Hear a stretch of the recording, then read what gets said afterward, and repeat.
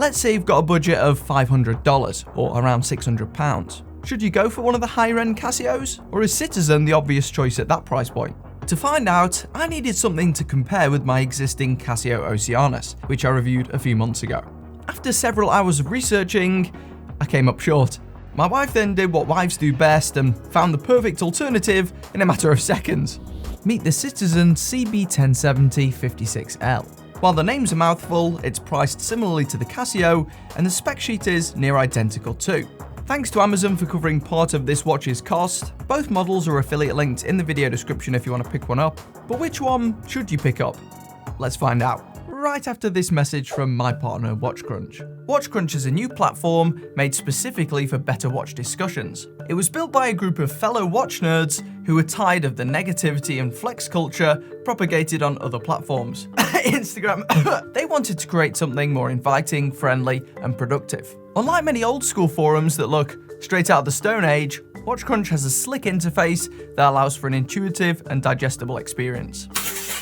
No, not that type of digestible, that type of digestible. On WatchCrunch, you'll find loads of community-driven posts, including reviews, polls, articles, videos, and discussions, as well as handy tools to help you customize your experience. You can select what brands you're interested in, as well as receive unique badges and perks based on your contributions to the platform.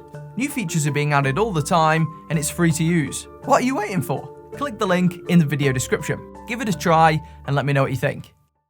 Initial impressions put the Casio ahead. Of course, boxes mean little in the grand scheme of things, but that on the Oceanus does invoke more of a premium feel that could aid its gift worthiness. The Citizen, on the other hand, comes in the same box as other models at a quarter of the price. I have to say, Phoebe did a cracking job of matching these up. Not only do they have a similar layout and colour scheme, but even some of the finer details are akin to one another. They're also both made in Japan. Let's begin with the construction. Both watches use treated titanium and weigh within a gram of one another when sized for my wrist, resulting in an equally featherweight feeling during use. The colour of each case is the same, though there's no in-depth information about the exact material used in the Casio, which is simply referred to as titanium carbide on most listings. This is likely more scratch resistant than steel, but the lack of specific marketing suggests it won't perform as well as the proven super titanium used in the Citizen. Indeed, Citizen claims this coating is 5 times more scratch resistant than stainless steel. And while it's hard for me to test that bold claim, I imagine it will be less susceptible to cosmetic imperfections than the Oceanus. Nevertheless, this does come at somewhat of a cost. I'm no engineer, but reportedly titanium is more challenging to work with than steel. The harder the grade you choose, basically the trickier it is to maintain the same tone across all components, as some may use slightly different grades or coatings for cost-saving measures. This is likely why the bracelet and case on the Citizen are not a perfect match. The Casio, meanwhile, matches seamlessly, possibly due to a more consistent hardness across both parts, or softness across both parts if it performs worse. I'm unsure if hardness affects how malleable the case is, but it's immediately apparent that the Oceanus has sharper finishing. Both pieces aim for this faceted look, with steep angular sections and 3-sided lugs. While the Citizen isn't poor, it lacks the precise, neatly cut edges found on the Casio. The high-shine bezel also doesn't compare to the immaculate Zaratsu polishing on the latter. The case rears showcase 2 differing approaches. Casio's opted for a more traditional snapback rear, while Citizen has partially submerged theirs into a shallow cutout, creating a more streamlined body. This helps the Citizen come in with a reduced thickness of just 9.3mm and no cost to water resistance, matching the Oceanus at a versatile 10 bar. The smaller diameter of the Casio would still imply that it wears smaller. However, they have more or less the same wrist presence due to a couple of extra factors.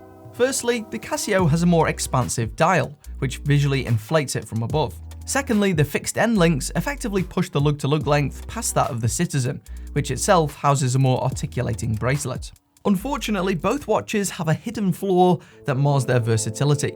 If you've watched the full Oceanus review, you'll already know that it has final central links affixed to the case, restricting you from using standardized straps.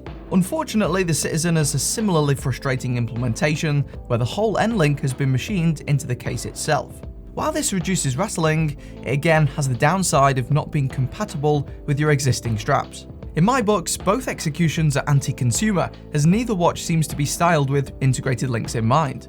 They've even faked regular end links on both. Why can't we just have the real thing, especially at this price? They are both comfy and at least made of titanium. That on the Citizen is one of their recurring bracelets used across various models. It's reasonable in terms of quality, but only has 2 micro adjustments, which is rubbish considering the big link size and the fact that the strap can't be changed.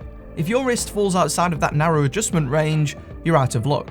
If you break it, yeah, that'll be $200. What the fuck? Thankfully, that on the Casio is much better. Not only are the links less generic, but the clasp is superior, featuring a concealed slide rail system that allows you to adjust the bracelet on the fly. You can shift it to whatever position you deem fit by compressing the pushers and moving it. This impressive setup somewhat compensates for the disappointing end link debacle.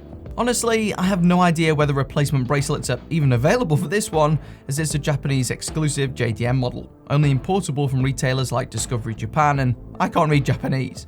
It's also worth mentioning that both use the frustrating pin and color link system. I don't know about you, but I always find myself losing these little things. Switching to something more positive, let's analyze the dials. The handset is very similar, with the Casio's primary hands having additional rear overhang and the second hand bearing a different counterweight.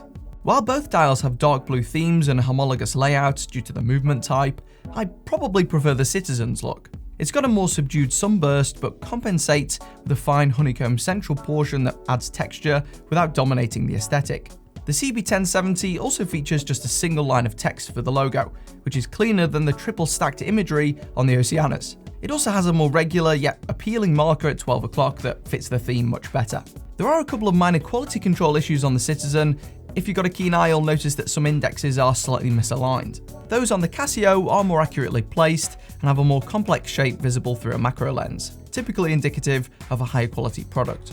The second hand on this unit is prone to sometimes missing the markers around the circumference where the Casio hits every time. The Citizen seems like it's more susceptible to changing based on the angle of the watch. The Oceanus also boasts a microscopically ribbed bezel that catches the light in a slightly more pleasing manner. As an extra boon, both have black date wheels that blend in well with the dark backdrops, though this varies on alternate colour variants of the Citizen. The Casio, meanwhile, only comes in blue-grey, which is a shame.